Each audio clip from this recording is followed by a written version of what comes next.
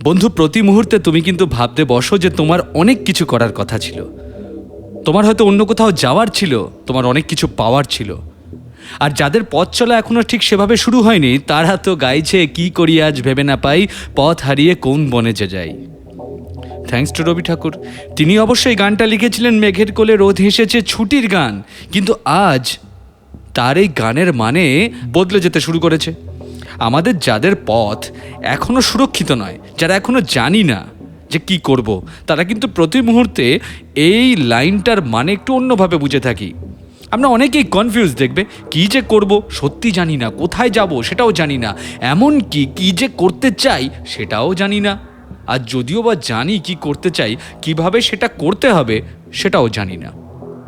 আমি কাউকে দোষ দিচ্ছি না, একদমই দোষ দিচ্ছি না, কিন্তু অ্যাট দ্য সেম টাইম এটাও মানছি না যে আমরা সবাই বাইরের সমস্ত কিছুকে দোষ দেব। মানে সময়টা ভালো ছিল না, সারাউন্ডিংয়ের অবস্থা ভালো নয়, দেশ গোল্লায় যাচ্ছে, সমাজ ব্যবস্থা আমাকে সাপোর্ট করবে না, বাইরের লোক কি যেন বলবে, পরিবারের লোক সাপোর্ট করবে না, এই সমস্ত অজুহাত। হ্যাঁ, আমি ক্লিয়ারলি বলছি, এগুলো কিছুটা তো অজুহাত বটেই।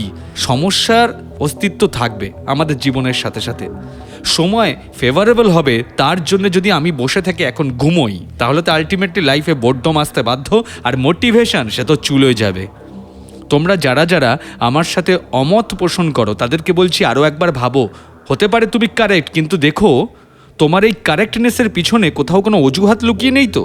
হ্যাঁ, মানছি অনেক মানুষের লাইফে সত্যি অনেক প্রতিবন্ধকতা থাকে, তারপরেও কিন্তু তারা ঘুরে দাঁড়ায়। বহু মানুষ ঘুরে দাঁড়িয়েছে, দেওয়ালে পিঠ থেকে গেলে বারবার ঘুরে দাঁড়িয়েছে, আর তাদের থেকেই তো শিখছি। আর যদি নিজেকে বোঝাতে শুরু করো যে না, বাধাটাই বড়, প্রতিবন্ধকতাটাই বড়, তাহলে তো তুমি আর রাস্তা কোনোদিন দেখতেই পাবে না, কারণ অলরেডি তুমি তোমার নেগেটিভ পয়েন্ট অফ ভিউতে চলে গেছো। আমি এরকম অনেক লড়াকু মানুষ দেখেছি যারা সমস্ত প্রতিবন্ধকতাকে চ্যালেঞ্জ জানিয়েছে বারবার, প্রচুর কষ্ট, প্রচুর সংগ্রাম, তাদের জীবনে স্যাটিসফ্যাকশন আসে না তাদের সহজে, তারা লড়াই করে, প্রচুর হারিয়েছে তারা, তবুও তারা ঘুরে দাঁড়ায়, বারবার ঘুরে দাঁড়ায়। সেই সমস্ত মানুষদের ইতিহাস পড়তে শুরু করার টাইম হয়ে গেছে। সে মানুষ হয়তো তোমার পরিবারে, তোমার পাশের বাড়িতে লুকিয়ে আছে, হয়তো তোমার প্রিয় বন্ধুর বাড়িতে রয়েছে, কিংবা তোমার প্রিয় বন্ধুর মধ্যেই রয়েছে সেই স্ট্রাগলার। তাকে তো খুঁজে বার করতে হবে। আমরা বারবার নিজেদের মোটিভেশন পয়েন্ট থেকে সরে যাই, বারবার কমপ্লেন করি যে একটা প্ল্যান তো বানিয়েছিলাম, একটা স্মার্ট গোল তো বানিয়েছিলাম, কিন্তু চলার পথে জানি না কোথায় হারিয়ে গেলাম। হঠাৎ করে 10 দিন, 15 দিন, ম্যাক্সিমাম 3 সপ্তাহ কাটবার পর আমি জানি না কোথায় হারিয়ে গেল আমার সমস্ত প্ল্যান, সমস্ত শিডিউল বেপাত্তা। এই কমপ্লেন দেখো 99% আমরা রেগুলার করে থাকি। প্রত্যেকের সাফল্যের ডেফিনেশন হয়তো আলাদা, কিন্তু স্যাটিসফ্যাকশন, তোমার নিজের প্রতি স্যাটিসফ্যাকশন কি আসে? আসবেটা কি করে? স্যাটিসফ্যাকশন এই কারণেই আসে না কারণ তুমি, আমরা তো আমাদের লক্ষ্যের পথে অবিচল থাকতেই পারি না, আমরা বদলে যাই। আর আমাদের মধ্যে বেশিরভাগটাই আশেপাশের সমস্ত কিছুকে দায়ী করি, আর সেটাকেই আমি অজুহাত বলে ডাকি। কিন্তু আজকের এই এপিসোডে আমি আবার আমার সেই নেচারেই ফিরে যাব এবং খুঁজে বার করব নেগেটিভের মধ্যে লুকিয়ে থাকা সেই পজিটিভ পয়েন্ট অফ ভিউকে, যেখান থেকে বারবার ফেরত আসা যায়, বারবার নিজের লক্ষ্যে আবার অবিচল হয়ে যাওয়া যায়। এবং ওই যে অর্জুনের সেই গল্প আছে, জানি এই বিরাট জন অরণ্যে আমাদের ফোকাস বারবার অন্য গাছ, পাতা, ফুল, ফলের দিকে চলে যায়, এবং গাছের ডালে বসে থাকা সেই ছোট্ট পাখিটার চোখের দিক থেকে দৃষ্টি আমাদের সরে যায়। কিন্তু আমরা তো এটাও জানি দৃষ্টি সরে গেলে চলবে না। আমাদের কাছে কি আর কোনো অপশান আছে? নেই। আমাদের মতো মানুষদের অন্য কোনো অপশান থাকে না। একটাই শুধুমাত্র রাস্তা খোলা আছে, সেটা হলো লক্ষ্যে অবিচল থাকা, ভিতর থেকে মোটিভেটেড থাকা। আর এটাই হলো সবথেকে বড় প্রবলেম, যে আমরা সেটাই করে উঠতে পারছি না। তবে আজকে খুঁজবো সলিউশন, আর সেই সলিউশনটার নাম হলো ফ্ল্যাশ পয়েন্ট, যেটা তোমার লাইফে রেফারেন্স পয়েন্টের কাজ করবে। ভালোভাবে বুঝিয়ে দিই চলো। আমাদের লাইফে কত ঘটনাই ঘটে। আমরা যারা একটা টার্গেট ফিক্স করে লাইফে চলতে চাই, ধরো আমাদের মধ্যে কেউ আমরা গোল সেট করে ফেলেছি, সে গোল একটা স্মার্ট গোল। চলার পথে আমরা একটা শিডিউলিং তৈরি করেছি, একটা টাইম পিরিয়ড তৈরি করেছি, যে কোন সময়ের মধ্যে, কোন ডেডলাইনের মধ্যে কি কি জিনিস আমরা পারফর্ম করব, কি কি অ্যাচিভ করব। যদি করে উঠতে পারিনি তাহলে তো আমাদের আবার অন্য এপিসোডগুলো শুনতে হবে এবং সেটা করতেই হবে। আমাদের আজকের এপিসোডের যে প্রবলেম সেটা হলো যে আমরা কি করে বারবার আমাদের লক্ষ্য থেকে সরে যাই। তার কারণ একটাই, আমাদের চোখ চলে যায় অন্যের দিকে।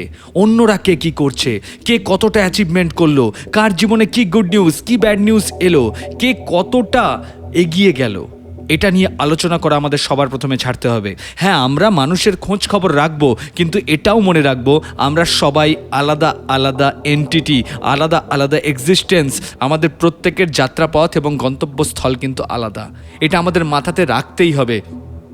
আমাদের যদি লক্ষ্যে অবিচল থাকতে হয় তাহলে নিজেদের দিকে আরও নিপুণভাবে তাকাতে হবে, যাকে বলে ম্যাগনিফাইং গ্লাসের তলায় নিজেদের দেখা, ভালোভাবে পরখ করা নিজেকে। যদি নিজেকে ভালো করে এখনও বুঝতে না পারি তাহলে আরও একবার নিজের দিকে তাকিয়ে খুঁজে বার করা, হু অ্যাম আই, আমার মধ্যে এমন কি আছে, কি এমন লুকিয়ে আছে আমার ভিতরে যা আমাকে আমার পথ দেখাচ্ছে।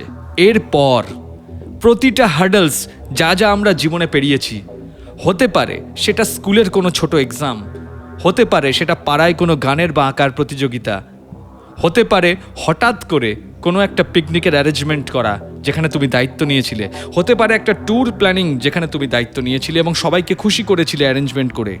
যেখানে যেখানে তোমার নিজের ক্যারেক্টার, নিজের পার্সোনালিটির এগেনস্টে নিজেকে ওয়াও ফিল হয়েছে, তুমি কি সেগুলো মনে করতে পারো? সেই প্রতিকটা পয়েন্টকে তোমাকে মনে করতে হবে। সেই প্রতিকটা পয়েন্ট হলো তোমার রেফারেন্স পয়েন্ট, সেটাই তোমার ফ্ল্যাশ পয়েন্ট। ধরো কোনো পরীক্ষায় তুমি একটা দুর্দান্ত রেজাল্ট করেছিলে, কিংবা কোনো একটা পরীক্ষায় তুমি মুখ থুবড়ে পড়েছিলে। দুটোই তোমার জীবনের মারাত্মক বড় একটা এক্সপিরিয়েন্স। দুটোতেই তুমি শিখেছো যে তোমার কি ছিল যে তুমি উতরে গেছিলে, দুটোতেই তুমি শিখেছো তোমার কি ছিল না যে তুমি উতরে নাও যেতে পারতে বা উতরে যেতে পারোনি। এটা হলো সেই রেফারেন্স পয়েন্ট যেটা তোমাকে চোখে আঙ্গুল দিয়ে দেখাচ্ছে তোমার মধ্যে স্পেশালিটি কি, তোমার মধ্যে খামতিটা কোথায়। সেগুলোকে ভুলে যাচ্ছ কি? সেগুলো ভুলে যাচ্ছ বলেই রেফারেন্স পয়েন্ট মিস হচ্ছে আর তুমি তোমার লক্ষ্য থেকে সরছো। মনে করো সেই রেফারেন্স পয়েন্টটা। দেখো একটা ফ্ল্যাশ হবে। সেই ফ্ল্যাশটা কিসের? সে ফ্ল্যাশটা হলো এটা, নিজেকে বলবে যে আমি সেই পার্সোনালিটি যে ওই হার্ডেলসটা পেরিয়েছিল, আমি সেই পার্সোনালিটি যে সেদিনকে নিজেকে চিনতে পেরেছিল যে তার মধ্যে কি স্পেশালিটি আছে, কি খামতি আছে। মনে করো সেটা। এরকম নিজের জীবনকে একটা তলিয়ে বা গভীরে গিয়ে দেখার সময় হয়েছে। যার যতটুকু অভিজ্ঞতা, তুমি ছোট হতে পারো বয়সে, তুমি বড় হতে পারো বয়সে, কিন্তু বিশ্বাস করো লক্ষ্যে অবিচল থাকার যে মোটিভেশন সেটা আমাদের সবারই সেম। পারপাস বিভিন্ন হতে পারে কিন্তু লক্ষ্য একটাই, নিজের জীবনের স্যাটিসফ্যাকশন, নিজের গন্তব্যে পৌঁছে যাওয়ার তাগিদ, সেটা কিন্তু সবার সমান। তাই বারবার মনে করো সেই ফ্ল্যাশ পয়েন্টস, সেই সমস্ত টাইম ফ্রেম যেখানে তুমি নিজেকে চিনতে পেরেছো। অনেকে হেরে গিয়েও নিজেকে চিনতে পারে, অনেকে জেতার পর নিজেকে নতুন করে খুঁজে পায়। এই প্রতিটা ফ্ল্যাশ পয়েন্টকে মনে করো। আজকেও তোমার লাইফে যা যা ঘটছে সেই হার্ডেলসগুলোকে মনে রাখো। কিভাবে তুমি সেটাকে ফেস করে বাইরে উতরে বেরিয়ে আসছো সেটাকে মনে রাখো। আর বারবার সেটাকে নিজেকে মনে করাও যে এটাই সেই আমি যে পেরেছিল সেদিন। মজার কথা কি জানো? দেওয়াল, যে দেওয়ালে আমাদের বারবার পিঠ থেকে যায়, সেই দেওয়ালটা অ্যাকচুয়ালি আমরা আমাদের সাথে করে নিয়ে চলি। প্রোগ্রেসিভ মানুষেরা প্রতি মুহূর্তে ওই দেওয়ালকে নিজের সাথে নিয়েই চলে এবং নতুন নতুন চ্যালেঞ্জের সামনে, নতুন হার্ডেলসের সামনে বারবার ওই দেওয়াল আমাদের পিঠে এসে লাগে। তখন আমরা আবার সেই হার্ডেলটা টপকানোর জন্যে মন থেকে প্রচুর পরিশ্রম করি, নিজেদেরকে ছাপিয়ে যাওয়ার চেষ্টা করি। আমাদের প্রত্যেকের একটা অকাত আছে, তাই তো? একটা সামর্থ্য, সেটাকে পেরিয়ে যাওয়া, আমাদের লিমিটেশনকে ক্রস ওভার করার মধ্যেই তো সাকসেস। এবং তুমি ক্রস করেছো। ছোটবেলায় হাঁটতে শেখা থেকেই তুমি ক্রস করা শুরু করেছো। পড়ে যাওয়ার ভয় ছিল, তাও তো হেঁটেছো। কথা বলবার চেষ্টা করেছো যখন কিনা তোমার ভাষা জ্ঞানই নেই, তবুও তো বলেছো। হয়তো লোকের সামনে কত আজে বাজে ছড়াও কেটেছো, এমন এমন কথা বলেছো যার কোনো মানে নেই, কিন্তু তোমার মধ্যে জড়তা ছিল না। হয়তো গান গেয়ে উঠেছো, হয়তো নাচ করে ফেলেছো। আর যত বড় হয়েছো তত নিজেকে গুটিয়ে ফেলেছো। এটা আমাদের সবার সাথে হয়েছে। কিন্তু all those are the flash points. হয়তো তোমার কাছে হাস্যকর মনে হবে, কিন্তু একবার যাও মা বাবাকে জিজ্ঞেস করো সেই প্রথম মুহূর্তটার কথা, যখন হঠাৎ করে তুমি উঠে দাঁড়িয়েছিলে পড়ার ভয় না করেই। ওই দিন তোমার একটা সাকসেস ছিল, যেদিনকে হঠাৎ করে গান গেয়ে উঠেছিলে, কবিতা বলে উঠেছিলে, ওটাও তোমার একটা সাকসেস ছিল।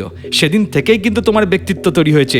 সেদিনও যদি পেরে থাকো, আজও পেরে থাকবে। অজুহাত খুঁজো না বস, এটাই তো রোগ। আবার কারণ খুঁজতে বসবে, এখন বড় হয়ে গেছি, যা তা করলেই হয় নাকি? কিসের বড় হয়েছো? কিসের বড় হয়েছো? বেড়েছে তো জড়তা, বেড়েছে নির্বুদ্ধিতা।